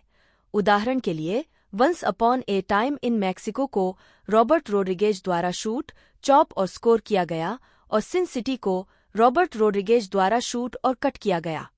वह अपनी फिल्म बनाने की शैली को मारियाची शैली कहते हैं। अपनी पहली फीचर फिल्म एल मारियाची के संदर्भ में, जिसमें उनकी पुस्तक रेबेल विदाउट ए क्रू के बैक कवर के अनुसार समस्याओं को हल करने के लिए धन नहीं बल्कि रचनात्मकता का उपयोग किया जाता है। वह रात में काम करना पसंद करते हैं, अपने बच्चों के साथ दिन के समय बिताते हैं जब वे घर पर होते हैं, और कहते हैं कि उनका मानना है कि कई रचनात्मक लोग रात के लोग होते हैं। 56 अपनी पुस्तक द डीवी रिबेल्स गाइड में स्टू मास्टविट्ज ने रॉबर्ट रॉड्रिगेज सूची शब्द गढ़ा, यानी फिल्म निर्माता उन चीजों की सूची बनाता है जो उनके पास उपलब्ध हैं, जैसे शानदार कारें, अपार्टमेंट, घोड़े, समुराई तलवारें और इसी तरह की अन्य चीजें, और फिर उस सूची के आधार पर पटकथा लिखता है। 57 रॉड्रिगेज ने पुस्तक के लिए एक संक्षिप्त विवरण लिखा जिसमें कहा गया, मैं डिजिटल फिल्म निर्माताओं की नई नस्ल के लिए एक किताब लिखना चाहता था, लेकिन अब मुझे ऐसा करने की जरूरत नहीं है। मेरे दोस्त और साथी फिल्म निर्माता स्टू मैशविट्स ने वर्षों के अनुभव को इस विस्तृत गाइड में समेट दिया है। इस किताब को पढ़े बिना कोई फिल्म न बनाए। 57 फिल्मोग्राफी। मुख्य लेख, रॉबर्ट रॉड्रिगेज फिल्मोग्राफी। निर्देशित विशेषताएं। वर्ष, शीर्षक, वितरक 1992 एल मारियाची कोलंबिया पिक्चर्स। 1994 4 कमरे मीरामैक्स फिल्म्स। 1995 बेधड़क सोनी पिक्चर्स रिलीज। 1996 शाम से सुबह तक मीरामैक्स फिल्म्स। रोजा सालाजार बटा SAELZR बटा, जन्म 16 जुलाई 1985, एक अमेरिकी अभिनेत्री हैं। उन्होंने NBC सीरीज पेरेंटहुड 2011 से 2012 और FX anthology series American Horror Story Murder house 2011 में भूमिकाएं निभाईं। उन्होंने फिल्म एलिटा बैटल एंजेल 2019 के शीर्षक चरित्र के रूप में अपनी सफलता हासिल की और उन्हें brand new cherry flavour 2021 series में अभिनय के लिए जाना जाता है, जिसका उन्होंने सनिर्माण भी किया है। Salazar the Divergent Series, insurgent 2015, मेज रनर द स्कॉच ट्रायल्स 2015 और मेज रनर द डेथ क्योर 2018 में नजर आईं और Netflix film the kindergarten teacher 2018 और बर्ड बॉक्स 2018 में भी नजर आईं। वह अमेजन सीरीज लंदन 2019 से 2022 में भी नजर आईं। प्रारंभिक जीवन। सालाज़ार का जन्म 16 जुलाई 1985 को वाशिंगटन, डीसी में हुआ था। 1 लुइस और मर्लिन सालाज़ार के घर। 2-3 उनके पिता पेरुवियन हैं और उनकी मां फ्रेंच कनाडाई हैं। 4 वह वाशिंगटन, डीसी और पास के ग्रीन बेल्ट, मैरीलैंड में पली बढ़ी। 5 उन्होंने ग्रीन बेल्ट मिडिल स्कूल और ग्रीन बेल्ट में एलेनोर रूजवेल्ट हाई स्कूल में पढ़ाई की। 6 जहां वह थिएटर प्रोग्राम में सक्रिय थीं। 7 उन्होंने प्रिंस जॉर्ज कम्युनिटी कॉलेज में पढ़ाई की जहां उन्होंने नाटक का अध्ययन किया। फिर अपराइट सिटीजन्स ब्रिगेड में नाटक की पढ़ाई जारी रखी जहां उन्होंने मेथड एक्टिंग, इम्प्रोवाइजेशन और प्रदर्शन का अभ्यास किया। आजीविका। सालाज़ार ने 15 साल की उम्र से ही दूसरों का मनोरंजन करने का आनंद लिया और एक युवा वयस्क के रूप में न्यूयॉर्क शहर जाने के बाद अभिनेत्री बनने के बारे में गंभीर हो गईं। वहां वह कई कॉलेज ह्यूमर स्केच में दिखाई दीं। 2009 में लॉस एंजल्स में स्थानांतरित होने के तुरंत बाद उन्होंने ट्रेवर व्हाइट द्वारा लिखित और निर्देशित जेम्सी बॉय में क्रिस्टल का किरदार निभाकर अपनी फिल्मी शुरुआत की। इसके बाद उन्हें 2 हिट टीवी सीरीज में आवर्ती भूमिकाएं मिलीं, American Horror Story, Murder House और पेरेंटहुड। 8 2015 में उन्होंने विभिन्न सीक्वल में सह-अभिनय किया, The Divergent Series, Insurgent Lynn के रूप में, 9 और भूल भुलिया Runner, the Scorch Trials Brenda के रूप में। 10 2016 में सालाज़ार ने लघु फिल्म गुड क्रेजी का निर्देशन और अभिनय किया। 11 जो एक सामाजिक योद्धा की कहानी है। इसे सनडांस फिल्म फेस्टिवल में शॉर्ट फिल्म ग्रैंड जूरी पुरस्कार के लिए नामांकित किया गया था।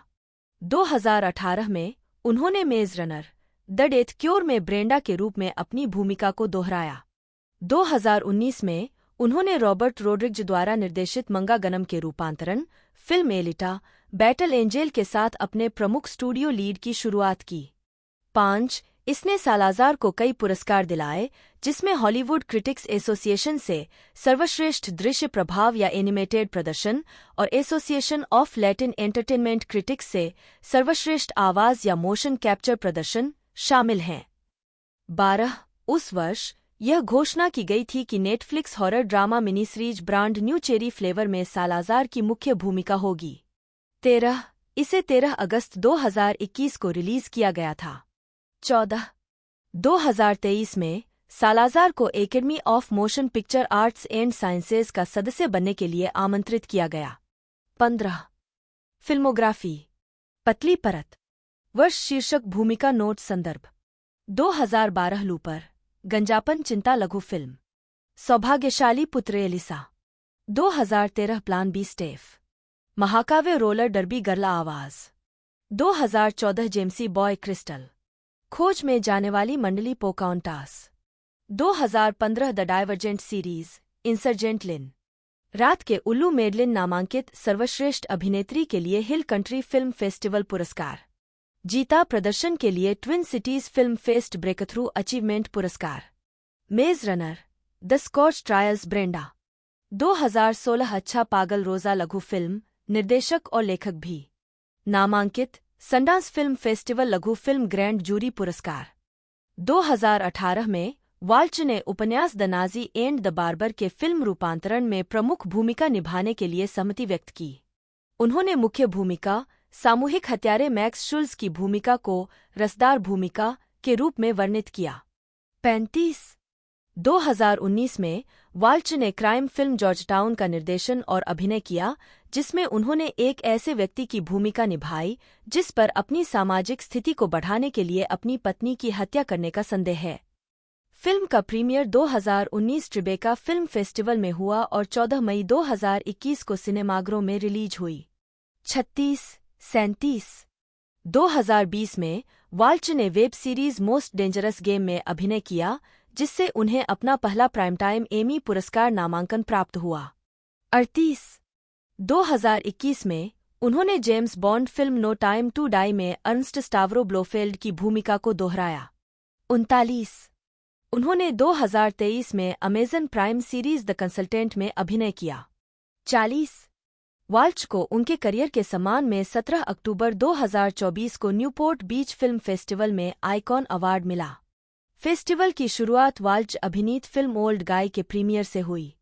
41। व्यक्तिगत जीवन। वाल्च और उनकी पत्नी जूडिथ होल्स्टे 2010 में 82वें अकादमी पुरस्कार समारोह में। वाल्च का जन्म ऑस्ट्रियाई मां और जर्मन पिता के घर वियना में हुआ था। उनके जन्म के समय उनके जर्मन पिता ने केवल जर्मनी का नागरिकता प्रमाणपत्र मांगा था।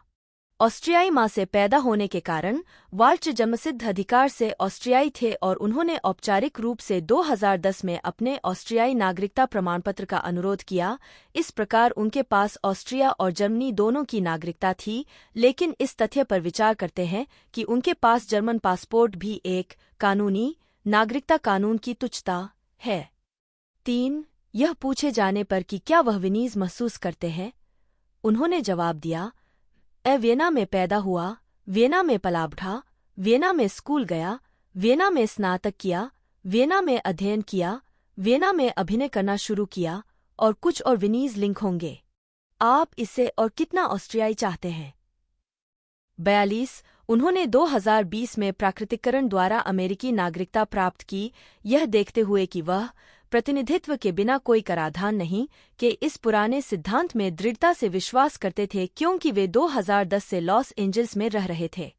43। वाल्च की अपनी पूर्व पत्नी जैकलीन नी राउच से 3 बच्चे हैं, जो मूल रूप से न्यूयॉर्क की एक नृत्य चिकित्सक हैं। 44। दोनों लंदन में रहते थे और उनकी शादी 17 साल तक चली। 7। 8। वाल्च ने अपनी दूसरी पत्नी जर्मन कॉस्ट्यूम डिजाइनर जूडिथ होल्स्टे से शादी की, जिनसे उनकी एक बेटी है। वे अपना समय बर्लिन, वियना और लॉस एंजल्स के बीच बांटते हैं। 45। 46। फिल्मोग्राफी। 23 जुलाई 2009 को लीसेस्टर स्क्वायर में इंग्लोरियस बास्टर्ड्स के यूके प्रीमियर में वाल्च। मुख्य लेख क्रिस्टोफ वाल्च फिल्मोग्राफी। चयनित फिल्मोग्राफी। इनग्लोरियस बास्टर्ड्स 2009 हंस लांडा के रूप में। द ग्रीन हॉर्नेट 2011 चुडनोफ्स्की के रूप में। हाथियों के लिए पानी 2011 अगस्त के रूप में। द थ्री मस्कटियर्स 2011 कार्डिनल रिचेल्यू के रूप में। कार्नेज 2011 एलन कोवेन के रूप में। जेंगो अनचेंड 2012 डॉ किंग शुल्स के रूप में। एपिक 2013 मैनड्रेक आवाज के रूप में। जीरो थ्योरम 2013 कोहेन लेथ के रूप में। बिग आइज 2014 वाल्टर कीन के रूप में। स्पेक्ट्रे 2015 अर्नस्ट स्टावरो ब्लोफेल्ड के रूप में। The Legend of Tarzan 2016 Leon Rom के रूप में। ट्यूलिप फीवर 2017 कॉर्नेलिस सैंडवुड के रूप में। डाउनसाइजिंग 2017 डुसन मिर्कोविक के रूप में। एलिटा बैटल एंजेल 2019 डॉ डायसन इडो के रूप में। जॉर्ज टाउन 2019 उलरिच मॉट के रूप में। रिफकिंस फेस्टिवल 2020 डेथ के रूप में। The French Dispatch 2021 Paul Duval के रूप में। No Time to Die 2021 Ernst Stavro Blofeld के रूप में। गिलर्मो डेल टोरो की पिनोचियो 2022 काउंट वोल्पे के रूप में। आवाज Dead for a Dollar 2022 Max Borland के रूप में। The Portable Door 2023 Humphrey Wells के रूप में। यह भी देखें जीवनी पोर्टल। फिल्म पोर्टल ऑस्ट्रियाई अकादमी पुरस्कार विजेताओं और नामांकितों की सूची। जर्मन अकादमी पुरस्कार विजेताओं और नामांकितों की सूची। क्रिस्टोफ वाल्ट्स जर्मन KSTF-VALTS जन्म 4 अक्टूबर 1956 एक ऑस्ट्रियाई और जर्मन अभिनेता हैं। मुख्य रूप से संयुक्त राज्य अमेरिका में सक्रिय। 1, 2, 3 उन्होंने अंग्रेजी भाषा की फिल्मों में खलनायक और सहायक भूमिकाओं के लिए अंतर्राष्ट्रीय पहचान हासिल की। उनके पुरस्कारों में 2 अकादमी पुरस्कार, 2 गोल्डन ग्लोब पुरस्कार, 2 बाफ्टा पुरस्कार और 2 स्क्रीन एक्टर्स गिल्ड पुरस्कार शामिल हैं। वाल्च की अमेरिकी सफल भूमिका क्वेंटिन टारंटिनो की 2009 की फिल्म इनग्लोरियस बास्टर्ड्स में आई, जिसमें उन्होंने हंस लांडा की भूमिका निभाई, जिसके लिए उन्हें सर्वश्रेष्ठ सहायक अभिनेता का अकादमी पुरस्कार और कान फिल्म समारोह में सर्वश्रेष्ठ अभिनेता का पुरस्कार मिला।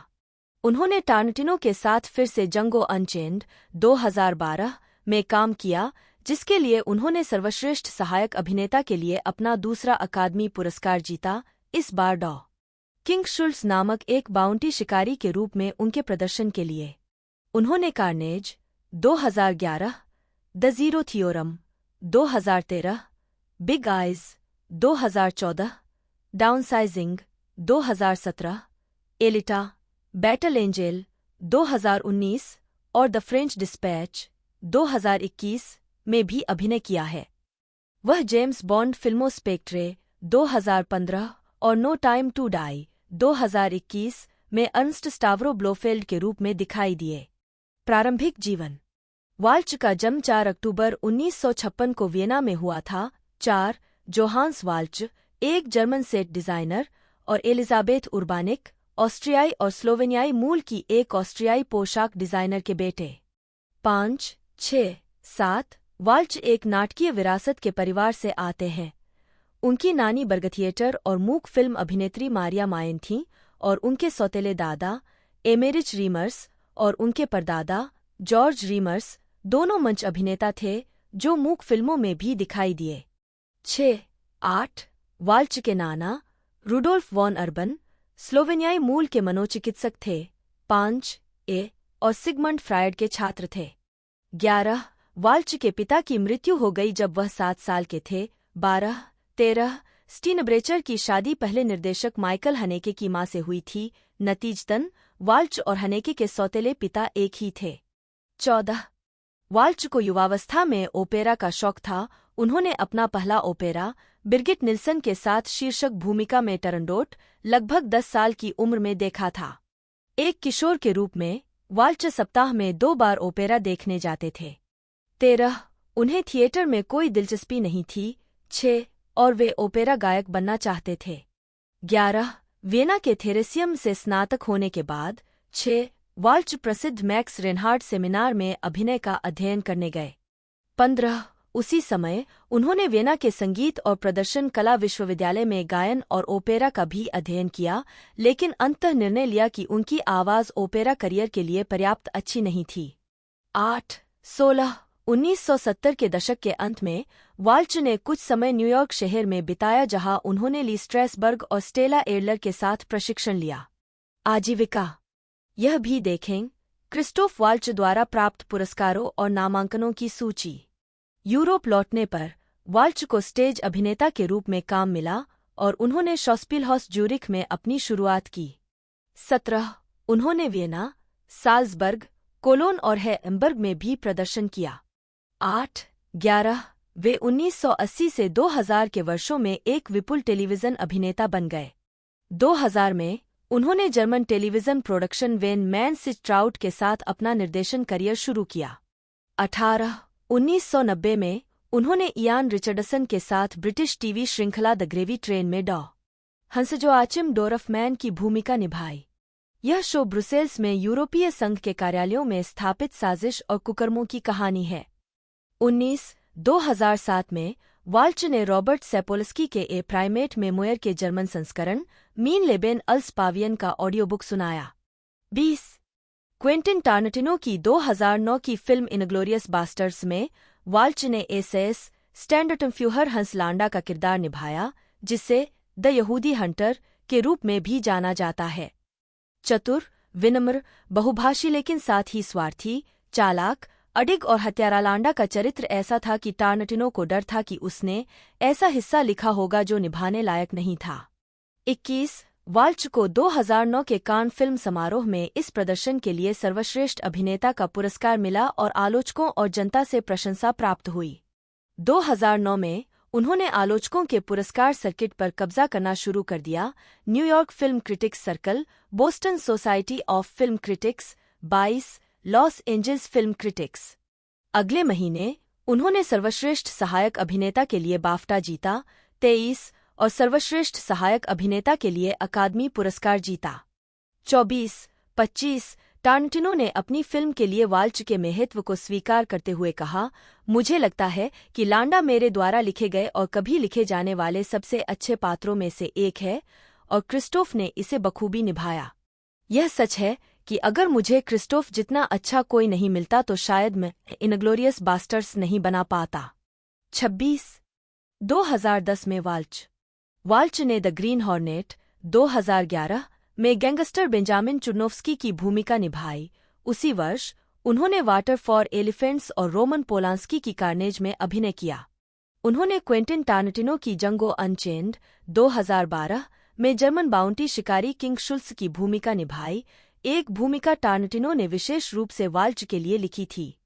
27 फिल्मांकन से पहले एक प्रशिक्षण दुर्घटना के दौरान वाल्च ने अपनी श्रोणी को घायल कर लिया, हालांकि इसने फिल्म में उनकी भूमिका को प्रभावित नहीं किया। 28 उनकी भूमिका ने उन्हें एक बार फिर प्रशंसा दिलाई। वाल्च ने गोल्डन ग्लोब, बाफ्टा और अंतर सर्वश्रेष्ठ सहायक अभिनेता के लिए अकादमी पुरस्कार जीता। अप्रैल 2013 में उन्हें 2013 कान फिल्म फेस्टिवल में मुख्य प्रतियोगिता जूरी के सदस्य के रूप में चुना गया था। 29 उन्होंने 2013 के अंत में एंटवर्प में व्लामसे ओपेरा में और 2014 की शुरुआत में गेंट में ओपेरा डे रोसेंकावलियर का निर्माण निर्देशित किया। 30 2014 में उन्हें 64वें बर्लिन अंतर्राष्ट्रीय फिल्म महोत्सव के लिए जूरी के सदस्य के रूप में चुना गया था। 31 उन्होंने टिम बर्टन की बिग आइज में वाल्टर कीन के रूप में अभिनय किया, जो 25 दिसंबर 2014 को खुला।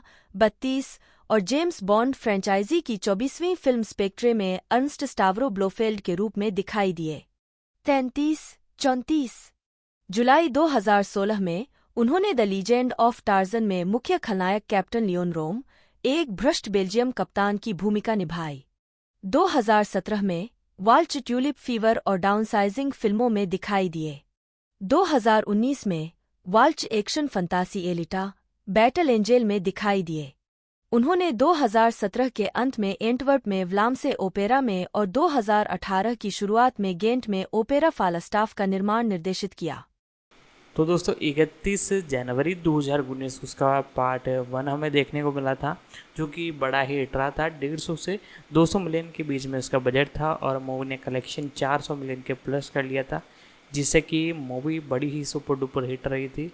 लोगों को बड़ा एक जैसे पसंद आया था इसका पार्ट 1। पार्ट 2 के बारे में भी मैंने आपको पूरी जानकारी बता दी है। वीडियो आपको अच्छी लगती है तो लाइक करना ना भूलिएगा। मिलते हैं दोस्तों अगली वीडियो में।